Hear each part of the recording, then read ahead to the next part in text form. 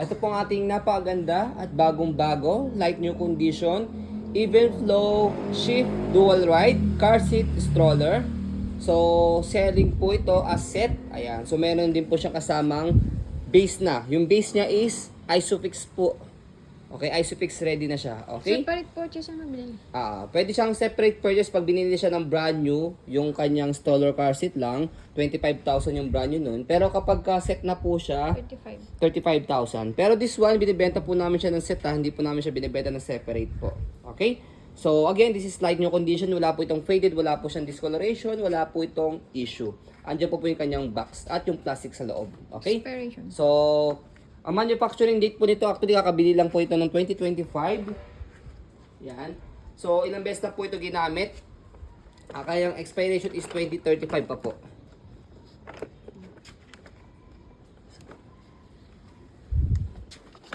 Baka tatanggalin. So, mamaya na lang. Pakita natin. Pakita muna natin yung kanyang details one by one. Okay? So, unahin natin yung kanyang canopy. Yan. And then, ito yung kanyang sitting position or reclining position kapag nakahiga si baby. So, kapag a-adjust nyo, sisigipan nyo po itong kanyang harness, atakin nyo lang po ito. Ayan. Ayan. Atakin natin siya. Okay. Tapos, pag luluwagan nyo po siya, ayan, meron kayo ipipress po dito, tapos atakin nyo po siya. Ayan. Para lumuwag. Okay. Tapos, meron po siyang safe sensor. Okay? Tapos belt lock, wala po siyang putol. And then yung kanyang pad, ayan, so detachable po ito. Yan, napakadali niya na i-detach na ganyan para pwede niyo po siyang laban. Tapos yung kanyang headrest, this one, na-adjust po ito. Ayan, depende sa laki ng baby po ninyo. Pwede siyang nakababang ganyan. Meron kayo pipress dito sa likod.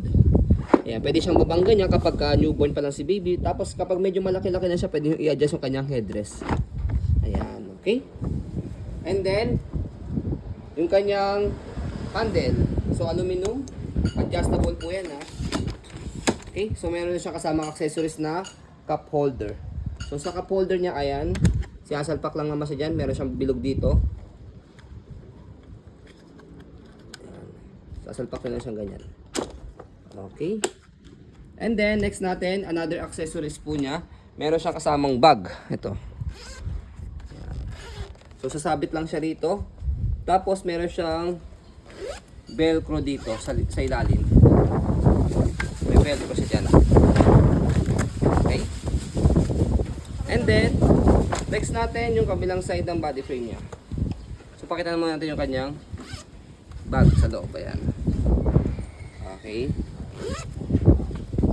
So kay Duna kasi separate purchase po siya. Pero ito pag binili nyo po siya, kasama na po yan. Pati yung kanyang cup holder. Ang ganda, wala gas-gas. Bagong-bago po ito, saglit lang sa ginamit. Siguro wala pa sa Pombesto ginamit. Makikita nyo naman po sa body frame niya sa kagulong. Yan. Pag hindi po kayo nagandaan po dito sa kanyang condition, balik nyo po sa amin. Ayan, okay? So yan siya. So nandito naman siya kung paano siya gamitin. No, expiration, andun So yan. So sa expiration, mamaya papakita natin siya. Tatanggalin muna natin siya. Ayan.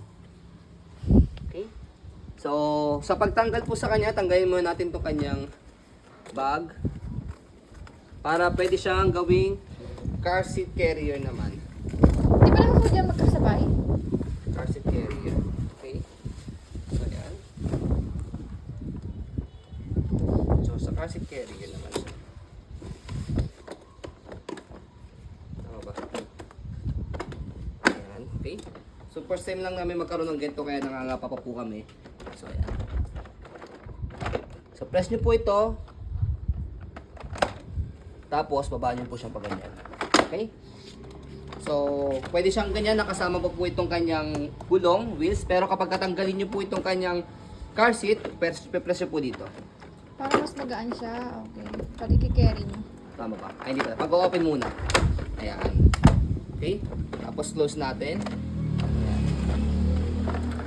Pag-open. So, kapag natanggalin naman po natin yung kanyang car seat, ito.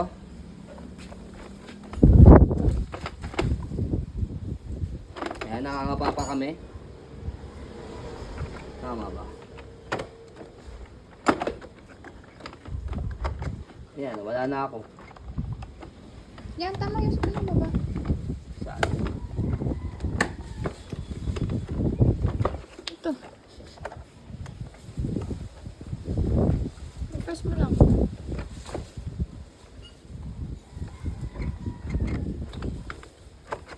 Hindi, sa pag-open sa ano hindi. Ito yung sa pag-open. Oo.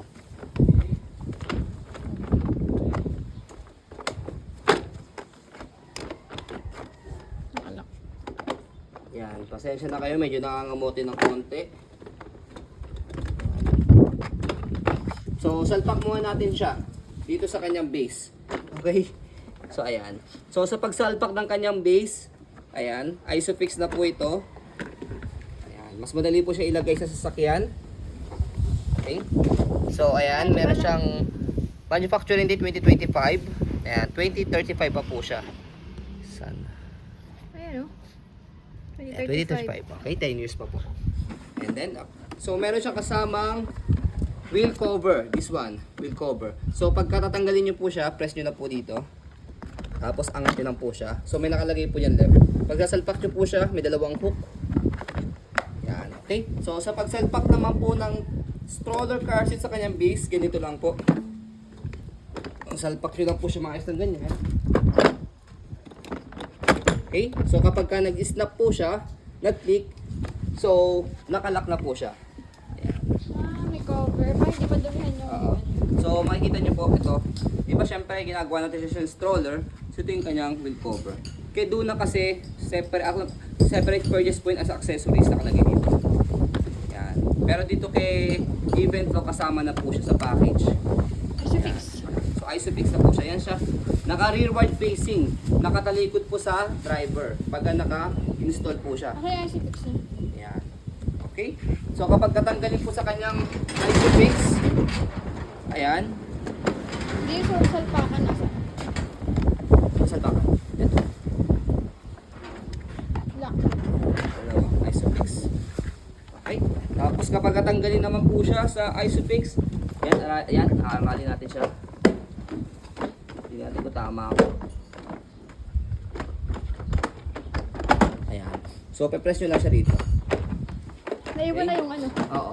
May iwan pala talaga. Ayan. Okay? Pagka-car seat carrier ito. Yung pala siya. Ang galing. Okay. Nakaka-rear. So, At ayan. ito yung base ng... Oo. Mas magaan kasi pag ganun. Ayan. So, pag isasama nyo po yung stroller, pe-press nyo po ito na nakalagay sa isofix niya. Salpak natin ulit. Yan. Doon. Okay? Tapos kapag kukunin nyo lang naman po, si Carrier. baby sa sasakyan na for check-up po kayo, hindi nyo na kailangan i-stroller siya, pe-press nyo lang po ito Yan. sa taas.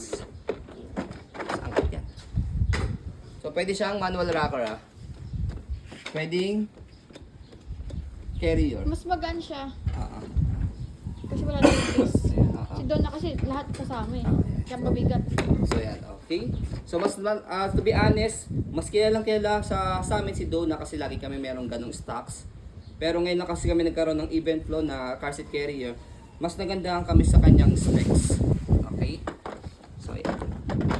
So kapag sinama natin yung kanyang stroller, kanyang wheels dito naman sa kabila, sa baba. Ayan. Tapos pag i-open natin yung kanyang gulong dito sa taas. Yo. Yun na Adjust yun. natin. Tapos adjust na natin yung kanyang handle. Press nyo po yung button dito. Tapos adjust yung handle. Oo, di ba? Kaya para sa amin, mas maganda yung specification ni Event Flow. Ayan. Saka, compare sa price, mas mura po si Event Flow. Kasi kasama na po yung base at yung iba mga accessories. Oo. Ayan. Kaya doon na kasi 27,000 Plus. stroller. Yung pala ito pa lang po yun. Tapos wala pa yung kanyang Walang base. base. Walang Tapos bag. wala Wala pa yung rin. bag po nyo. Wala pa yung Cup kanyang cup holder. Kaya mas pricey si Dona. Okay. So, yan pa. As you can see, very details po kami sa aming pong pag-video kasi amin siya policy. No refund, no exchange. What you see is what you get. So, yun po. Maraming salamat. Have a nice day and God bless po. And another information po, kaya mas nagandahan po kami dito dahil yung base po nito is isofix na po siya. Okay? Sa ibang bansa pa yung kay binili. Duna ba? Isofix na ba siya? Hindi ba? Merong isofix, merong hindi. Iba ang price. Ah, tama. So galing pa po ito ng pambansa pinaship dito sa atin sa Pilipinas. Ayan. Okay.